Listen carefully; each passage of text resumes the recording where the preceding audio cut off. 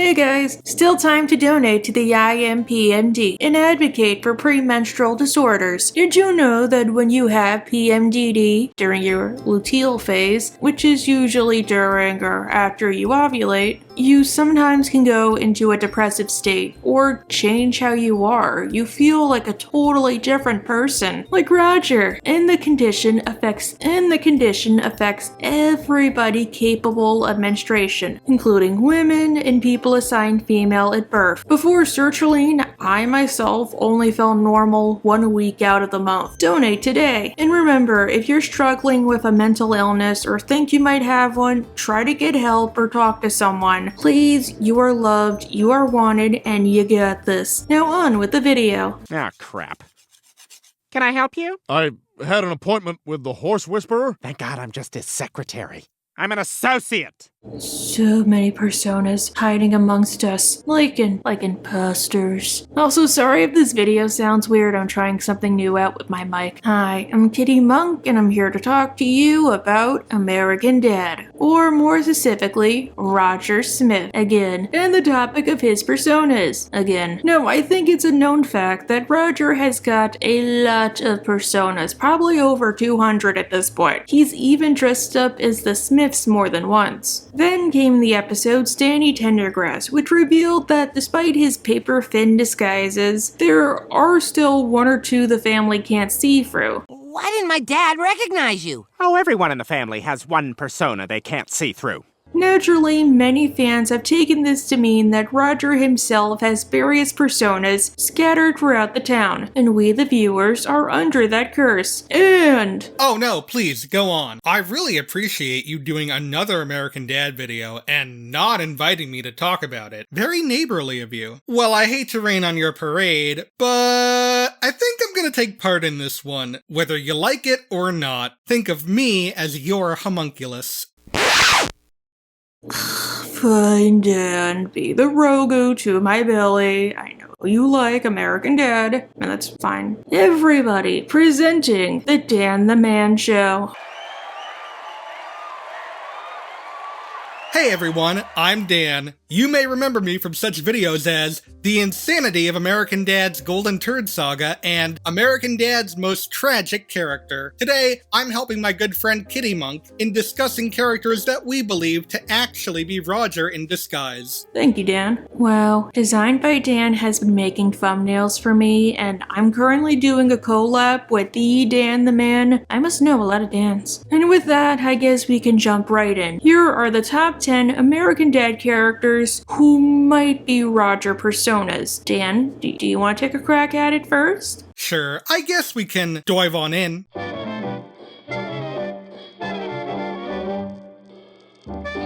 Wait, I'm first? I thought Dan was gonna go first, because I like to be polite. Oh yeah, I changed my mind a bunch of times. Sorry, you would not believe what happens behind the scenes whenever I make these lists. I'm so disorganized. Me personally, my main Roger disguise and hiding is President Donald Trump. You might think it's Kitty trying to be political or pandering, but American Dad used to be a political show, and Trump did appear in one of the earlier episodes. I'm saying you're fired.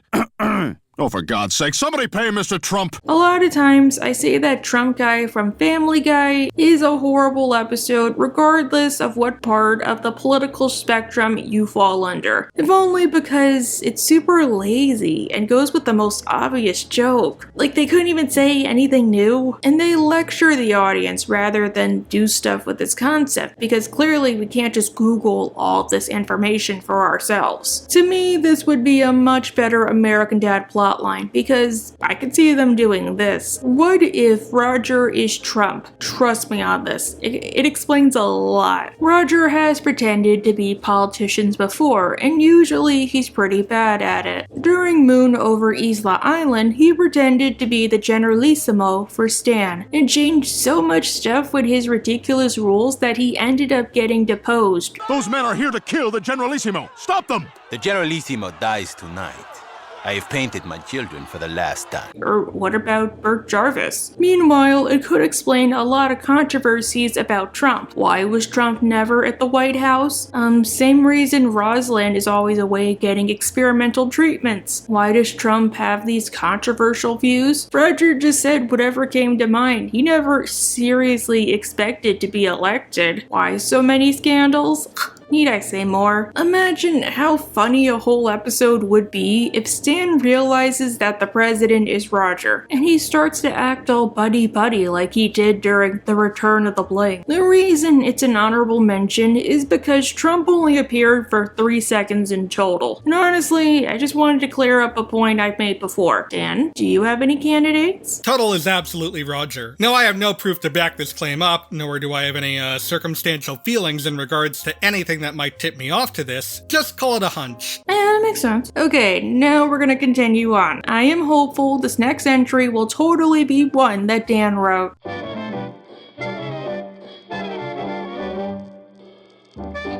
And now, a riddle. I possess a head and a tail, but a body I do not have. What am I? A coin. Wait a second, it's still me? Cool. Okay, the first possible persona outside of honorable mentions is Slort from the episode Salute Your Slort. In the episode, a Swedish exchange student comes to Pearl Bailey and starts to hang out with Steve and his friends, and they very much love how she speaks and all of her cute little quirks. I admire your tongue, weird boy. But soon the moon's light will bathe us like helpless babies, so I must go. However, Slort quickly becomes popular until she gets unfairly blamed for some graffiti about Principal Lewis. You have to see this! The school's been vandalized! So? I don't care about this place. It's about you! Call the cops. And also murder. Man, look at that crazy thing! The body was next to some blue and yellow spray paint cans. So, once you guys found the vandal, we had our murder. All because Steve and his friends were afraid that she would leave them. Just FYI, they were the ones who framed Slort the first time, not for the murder. Well, Steve really is his father's son. To clear her name, Steve and his friends attempt to discover the true murderer, only to learn Slort was the killer. And worse yet, she's a troll when it's nighttime.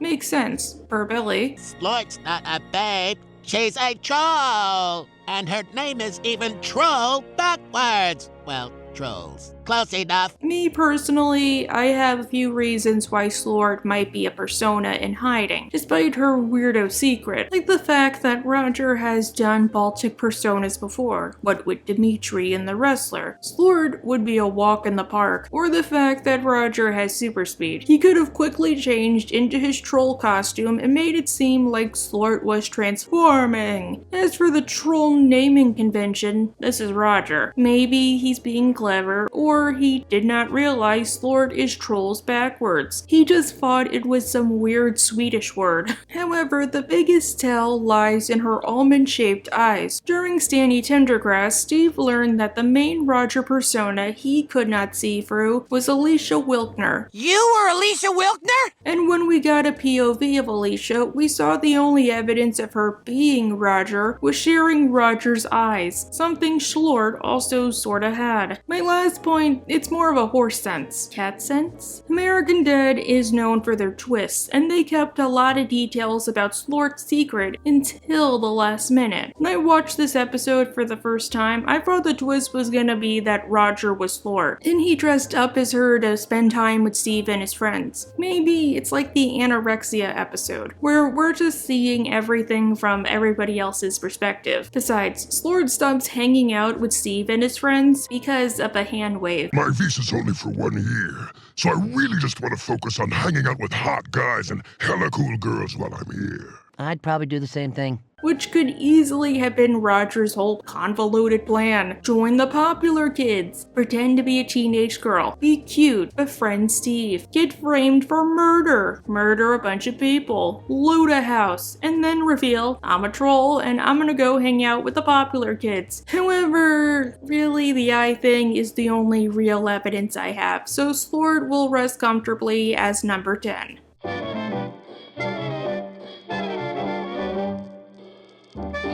How about I hang back and tie-dye the gang's sweatpants? How about you?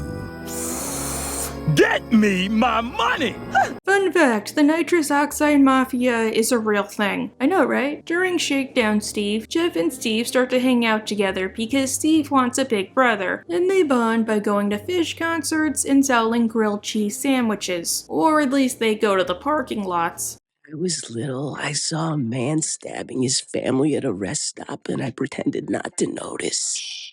Let's just savor this moment. Sucks they can't do that in MetLife Stadium. I would love to meet them. While enthralled by the culture, Jeff takes the time to warn Steve of the nitrous oxide mafia. And yes, you have to call them the nitrous oxide mafia, not the NOM, or those guys. That's the hiss of the nitrous mafia, a violent drug gang that controls the sale of nitrous oxide balloons. Promise me you'll stay away from them. Fine, I promise! After their supplies are stolen, Steve makes a deal with the nitrous oxide mafia to get back the money. However, as Steve can't pay back the debt in time, they steal Jeff and decide to force him to pay off Steve's debt by acting as a drug mule.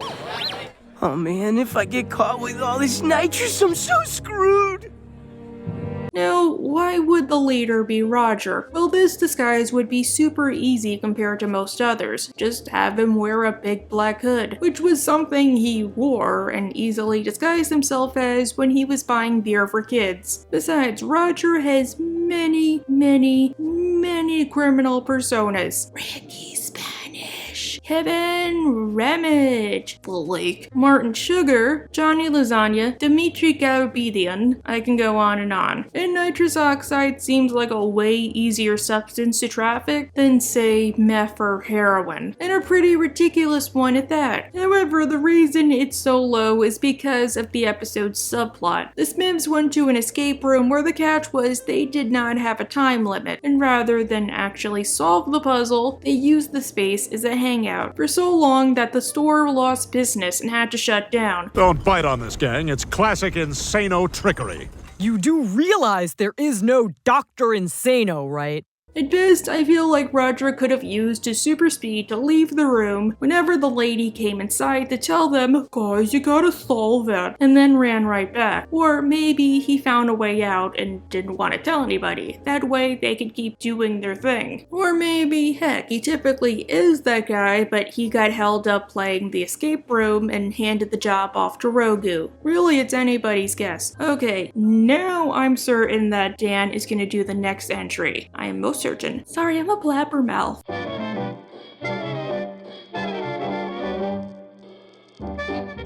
My name is Wilbur, Kentucky. In the episode The Census of the Lambs, Stan gets chosen to collect data for the US Census, something that, if you know anything about Stan's character at this point, he's very excited for. The census form! It's here, I've waited 10 years, the census is finally here. Really? You guys aren't gonna sing the census song? Aren't you excited about the census? One of the people he runs into during his census duties is one Wilbur, Kentucky, who we know very little about other than the fact that he talks very slowly and looks surprisingly like Roger, to the point that Stan even thinks that it is Roger. Not much else to it, he just fits the bill.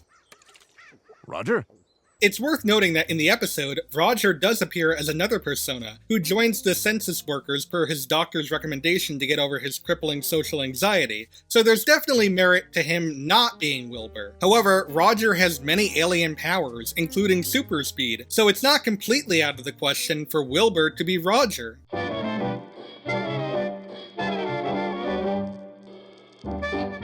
When's the game gonna start? Not until Sky Kuner says it does. It's game time, honey!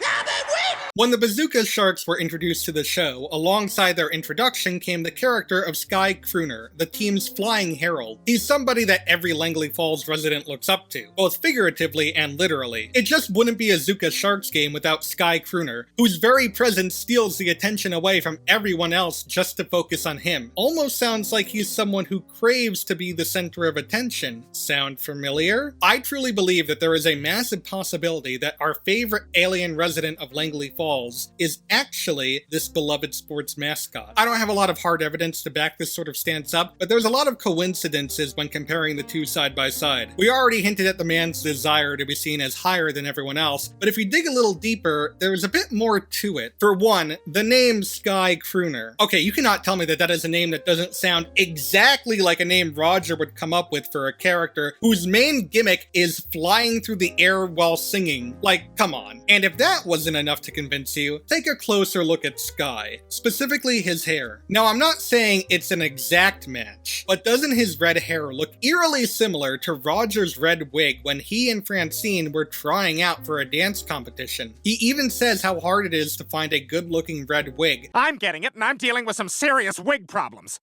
Why can't they make a good red wig? I look like Garfield had a miscarriage on my head. So it makes sense for him to have to reuse a wig for another look. Say, I don't know, the wind-blown red hair of one Sky Kuner? Seems like a little more than a coincidence to me.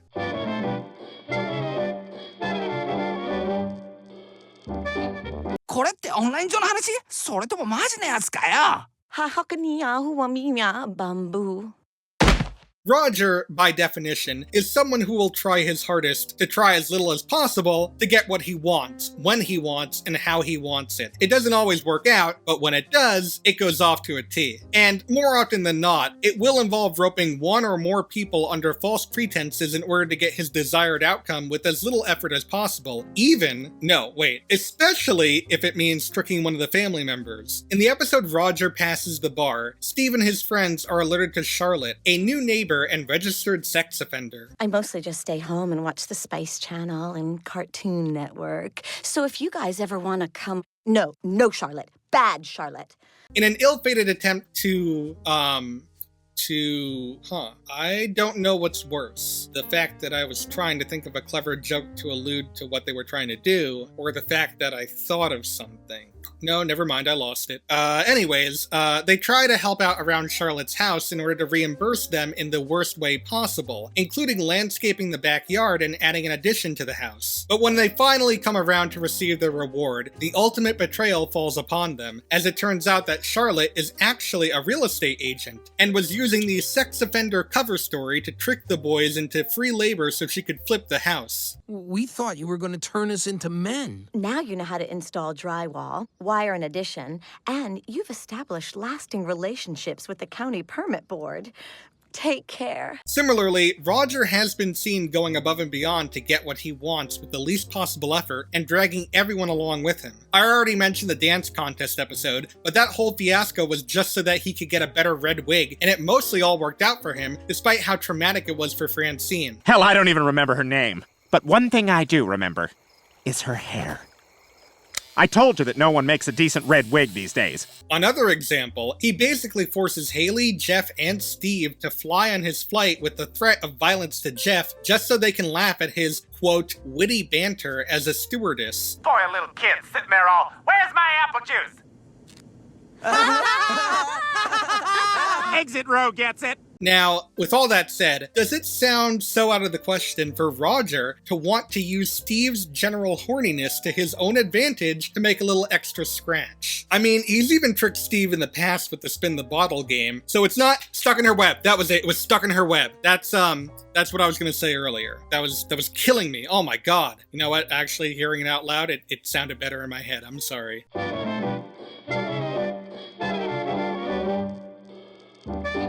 Do you eat? What the hell is this? I've got the money.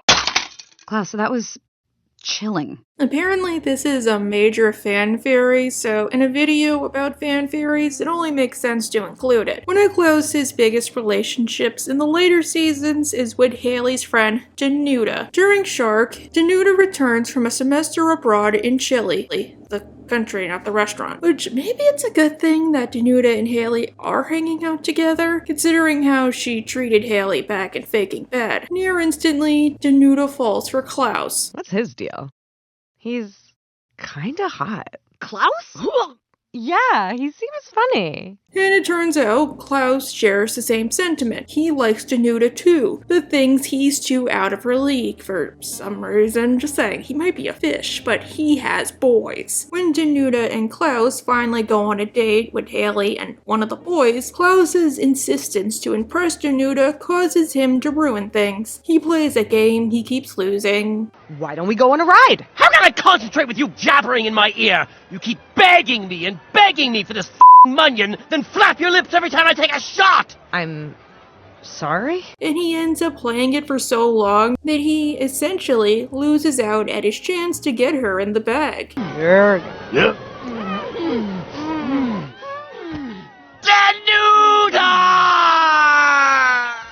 And also several $100s. Now, why would Duda be a Roger persona? Well, think about it. What better way to mess with Klaus than a psychological mind game? Pretend to be interested in him like he did with Snot-ish Jenny, or give out that vibe, which would in turn cause Klaus to look past the fact that Duda is just Roger in a wig, and then get him all nervous that he ends up ruining things and driving her away. Which leads, of course, to a self-fulfilling prophecy. Unless Roger was that guy who stole Duda, I don't know. Maybe Haley was in on it. Or maybe heck, his plan was always to friendzone Klaus just to see the look on his face, but Klaus just did the hard work for him. It's also worth noting that the episode is about Roger pretending to be a shark to get Steve to overcome his phobia of fish, hence the title. And because he bit off Steve's arm, Steve was in the hospital for long periods of time, granting him enough time to pretend to be a shark and then pretend to be Duda. Heck, one of Klaus's interactions with Duda was through a phone. We could have been seeing things from Klaus's perspective. Roger very well might have been in the attic. Besides, one fish, two fish mentioned that Duda went to Costa Rica and told Klaus she was dead, which could have just been Roger deciding to stop pretending to be Duda or, again, messing with Klaus. However, if you want to go even farther, let's back up all the way to Duda's first appearance in Faking Bad. In that episode, Roger was Kevin Ramage, and also Kevin's whole family. And his gimmick was he had a business making fake IDs, which makes sense to me that he has such a skill. Several of his personas do have social security numbers, but the reason he lost business to Steve and Haley was because he couldn't make the IDs scanner readable, while Steve could.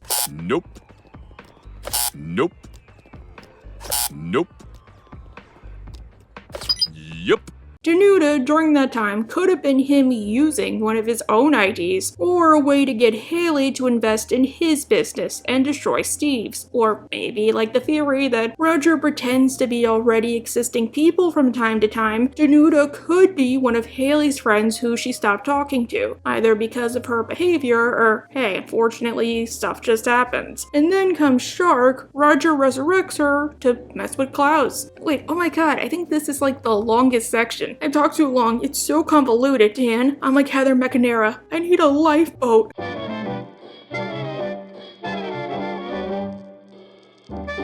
I just came to borrow some sugar, but I can see, Francine, that you need sugar, so I'll get some.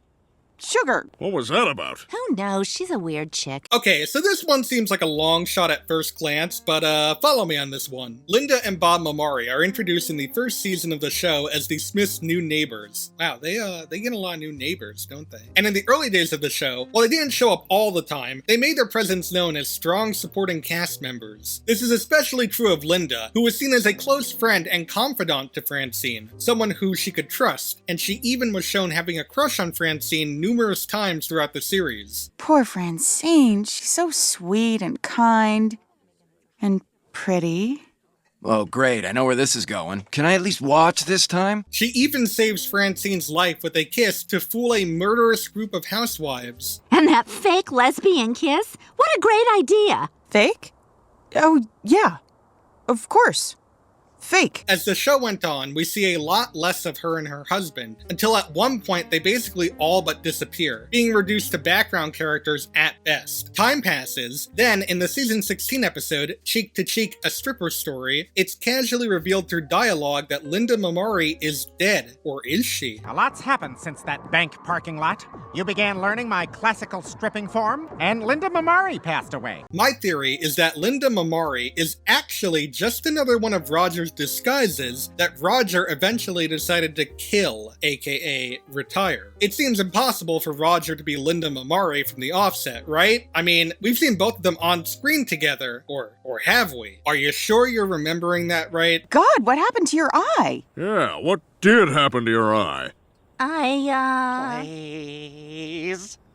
Walked into a door. There's also the argument of Linda having too much of a backstory, being too complex of a character for Roger to pull off. Fellas, come on. This is Roger we're talking about. The same Roger who would tell Steve to throw eggs off a bridge only for the eggs to hit his car, with his wife and stepchildren that he's been with for years, following a deep story behind a broken man and the tragic end to his tale. I think it's safe to say that he can pull off playing a married Iranian woman. Here's the real kicker though. Linda is never brought up again after she's mentioned to have died in the episode I talked about a little while ago. But you know who brought up that she died in the first place? Do I even need to tell ya? Once Roger places that seed of knowledge, he can just easily retire the character, and nobody would ever bat an eye. Not even Bob. But then, why? Why go through all of this? Well, we're first introduced to the characters in Season 1, when the show was at its most politically charged. And if you've ever seen the episode, you know that Stan does not like the idea of living in a neighborhood with Iranians. Mamari? Oh, God, tell me they're not Italian. No, I think they're Iranian. Holy Ayatollah! So then, don't you think it's not completely out of the question for Roger to want to mess with Stan? That goes double when you realize that Linda was attracted to Francine, yet another cruel joke played by Roger.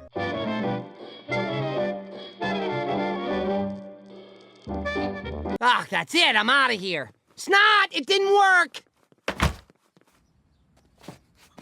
You're a real weirdo, you know that? Alright, this section might be two characters, who knows. During Stan's food restaurant, Steve gets asked out by a girl named Ashley, voiced by Hayden Panettiere, a name I haven't heard in ages, except for that Cruella de Vil song. However, Ashley says that she will only go out with Steve if he brings a date for her friend Julia. Of course, being the good, horny friend he is, Steve invites Snot. When they get there, they find that Julia is... So where's Julia? She's right here.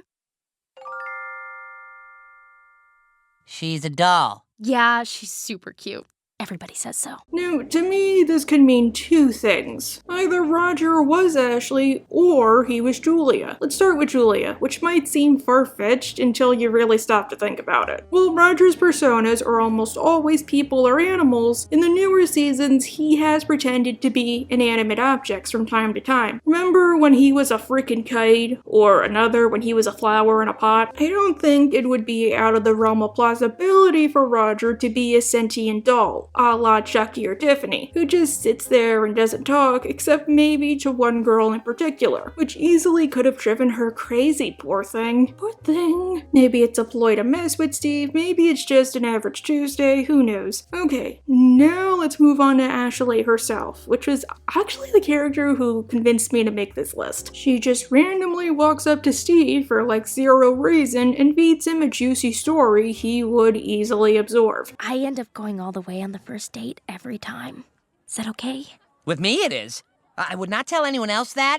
Every other boy here would be furious. And character-wise, it would make sense for Roger to want to mess with Steve by inching the carrot closer and closer and closer and then yanking it. And honestly, even if I do like Steve and Roger, you guys are right. He has done weird illegal things to him more than once. We went on 7 dates! 9. I roofied you on 2 of them.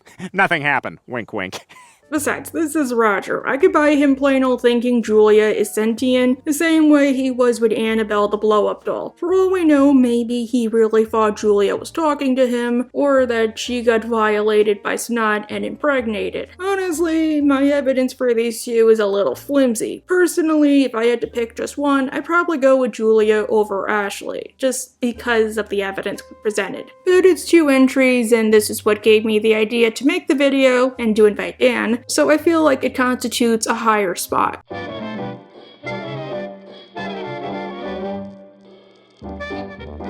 Stan, is your wife come to save you? Only kidding. Torture time! I actually don't have a lot to say about this next one, but not because of a lack of evidence or anything, but more so because I think it might be the most open and shut case in this video. In the episode CIA POW, we see Stan and his co-workers captured in Thailand. When it comes time for the characters to be interrogated, we're introduced to the Interrogator, who weirdly enough was never given a name. His whole time spent in the episode is devoted to two things: torturing Stan and his friends, and going on and on and on about yaks. Do you want to know the names of the yaks? Yakusto, Yaki-O, Yaki-chan, and Yaki-yak. Don't talk yak! You like the names I came up with for my yaks? Someone who likes to screw with Stan at every single corner and hyperfixates on things that don't matter to an unhealthy degree? Where have I heard that before? I don't even think I have to mention how similar the build is between the two characters. Not like one-to-one like Wilbur, Kentucky, but pretty damn close, I'd say. And this is where the super speed comes in, because in the B-plot of the episode, Roger and the rest of the family are having a slow-mo race, where the last person to reach the wall is crowned the victor. Hey, whoa, what are you doing? Tripping you so you fall forward. Wait for it, it's gonna take a while. We see just how fast Roger can be, so what better time than a race where things are slow to go super fast to Thailand, dress up as the Interrogator, and mess with Stan, all while being able to come back and eventually win the race. Sounds far-fetched, perhaps, but what if I told you this wasn't the last we'd see of this character? In the episode The Bitchin' Race, the family competes in a reality TV show, a la Amazing Race, and Stan and Haley's overly competitive nature gets them sidetracked from the show and captured by the same Interrogator, who now runs a prison camp. Upon seeing Stan return, he continues to make Stan and Haley's life a living hell, almost killing them before Steve and Francine come to save the day. Due to suffer, dum-dum! So you can help me by suffering! Welcome to the jungle, baby! You're gonna die! Now, where was Roger during all of this? Why, he was also competing on the show with his partner. In fact, those two also got sidetracked from the show, eventually getting cast on Thai Idol, a show that doesn't require you to be on screen all the time, giving you plenty of time to rest. So why not decide to keep messing with Stan?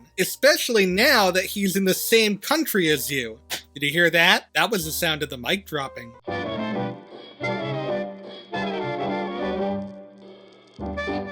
And finally, the biggest Roger persona in hiding is Roger himself.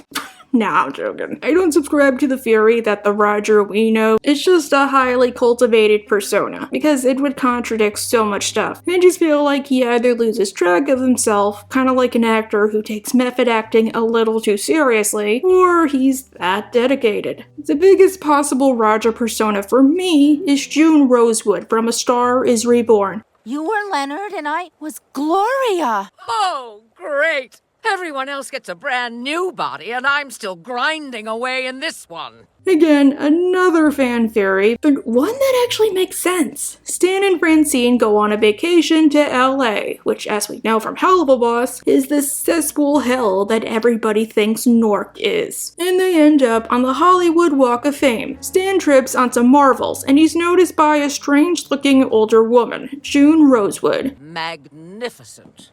You performed that marble slip with such style. June, you seem almost alien. Tripping on something but not falling down was his signature move.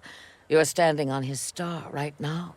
Leonard Zane. We learn that June is kinda like Norma Desmond from Sunset Boulevard. She lives in a decrepit mansion, obsessively looking back at her glory days, and might have some problems going on up there. These heavy velvet curtains really keep out the natural light. The sun is the enemy, darling. I avoid it at all costs. Better yet, she thinks that Stan is the reincarnation of her deceased husband, Leonard, a famous actor. Well, it turns out she's probably correct, and she wants to turn Stan into a star. You've come back to me, and I think you're feeling what we have to do. We must finish the picture with you as Leonard and me as me. Mr. DeMille, he's ready for his close-up. Now, I will admit there are many, many, many reasons she could be Roger in disguise. First off, the name. As we all know, Roger's personas typically don't have normal names, unless they're based on real people. June Rosewood seems like the most ridiculous name Roger could think of for an aging starlet. Then there's her appearance. June is lanky and gray, kinda like Roger himself. And she holds her hands at her sides like Roger typically does. Why does he do that? Maybe so his hands don't go on the ground, but even when he's wearing high heels, he does that. And she typically does this every time we see her, not to mention her attraction to Stan. This could easily be a business venture for Roger. What's all of this mess? I was at my peak. Then there's the twist. As it turns out, June murdered Leonard and his lover Gloria in a super intense, mean-spirited way, knocking them out and then letting them drown off the shore. After Francine starts to catch on, she tries to repeat history with her, and then includes Stan. And to keep her maid from catching on, she traps her in a giant thing of aspic, rather than just chloroforming her or killing her too. She trapped me in a giant aspic. Madame, she's gone crazy again. Again? Doesn't this all seem like stuff Roger would do, going above and beyond, not caring who he hurts, over petty, minor reasons? Leonard, you cheated on me. Rather than divorce you and take all that you own, I'm gonna make you suffer one of the worst deaths imaginable, and do the same to your little filly. Sorry, I can't do Roger's voice. I had to crouch down for half an hour, but I got you. Heck, even the timeline can still justify things. They never actually say how old June and Leonard were. Go ahead. Guess how old I am. I'm going to say 100 and... Enough!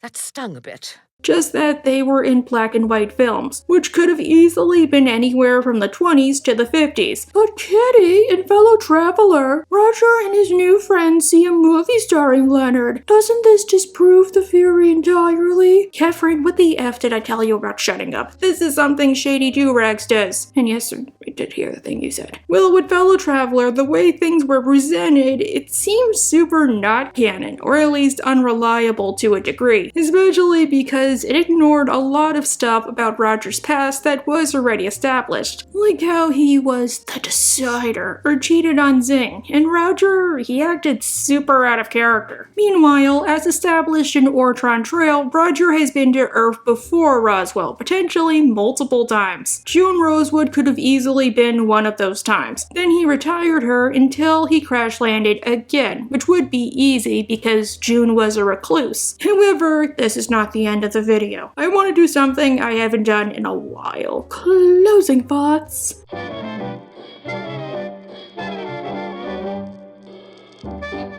Okay, closing thoughts time. I feel like even if some of these entries could sound a little headcanon-y, especially mine, it was a pretty fun video to make, especially coming up with all of these explanations. It gives me a new appreciation for American Dad. True, I doubt the writers intended any of this. If anything, it's probably like the coffee cup from BoJack, i.e. the audience looking too deeply into things. But sometimes it's good to have a coffee cup, even if I don't drink coffee. I feel like having a lot of Fury shows you have a real attachment to the show and the characters, and your show is good enough that people are still talking about it long after it's done, and that it can stand on its own without you there. Remember, kids are supposed to leave you because it means you did a good job. Alright, Dan, thank you for being on. Thank you for not inviting me. You are most welcome. Do you have any closing thoughts? Do you have any closing thoughts? Am I Roger? Yeah, probably. I could see that, but anyway, that was deeply profound. Wait, I have questions. Oh my god. Thank you for that, and thank you for being on my channel, and with that, I want to say bye. Oh god. So, you're a big boy, aren't you? Don't look so surprised, you know it's me.